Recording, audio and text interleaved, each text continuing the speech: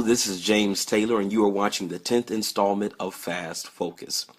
All this week we've been talking about dwelling in God, and we've been using Psalm 15 as a launch pad. In the first verse of Psalm 15, David asked the question, who will abide in your tent, and who will dwell in your holy hill? Today we want to look at the statement that is made in verse 4. Verse 4 states, in whose eye a reprobate is despised, but who honors those who fear the Lord. He swears to his own hurt and does not change.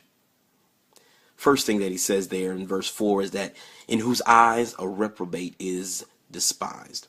That simply means that for the person who makes it their decision to abide in God, to seek the presence of the Lord, and to live at peace, at oneness with God, they make up in their mind that anything that is unprincipled, whether it be people, whether it be situations, whatever it is, they don't have any part of that. They don't allow that to become a part of their life.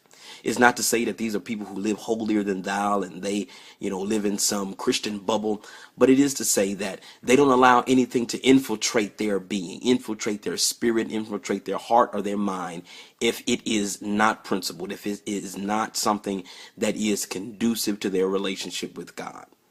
And so you have to make up in your mind that if you really want to seek God, you have to figure out in your life what is and what is not principled. If anything is principled, it means that if it has goodness to it, if it has something that has redemptive value to it, then those are things you can entertain. But if you see things or deal with people who are unprincipled, who have no redemptive value to it, have no redemptive value to themselves, they've made conscious decisions to live contrary to the word or the will of God, those are people and those are situations you don't want to even entertain or want to bring into yourself. The second thing he talks about, it says, they honor those who fear the Lord.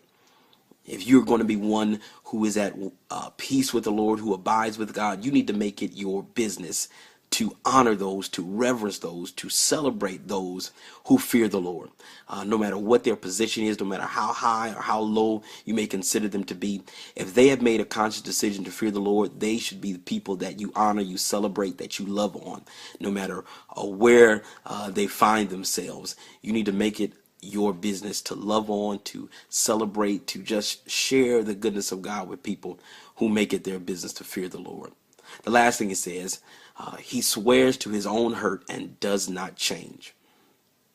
If you are a person who's going to abide in God, you have to be a person whose will is split in regard to doing what's right. If you put your mouth out there, if you put your word on it, if you said this is what is going to be, then you make it your business to make that happen. Even if it may be hard, even if it may be arduous, because you said it out your mouth, because you are a man or woman of principle, because you're one who values the words that come out of their mouth, believing that God has given you those words, you make it your business to do whatever you have to do to make that happen, and you don't change. So my prayer for you today is that you draw closer to God, even through your decision to live a principled life and to allow things that are principled to be around you, that you celebrate and honor, that you love on those who fear the Lord, and that you keep your word and you keep your will split in regard to what you have said, in regard to what God has already declared over your life. So my prayer for you is that you are faithful to the fast today, that you continue to walk with God. We're praying for you. We love you, and we'll see you on tomorrow.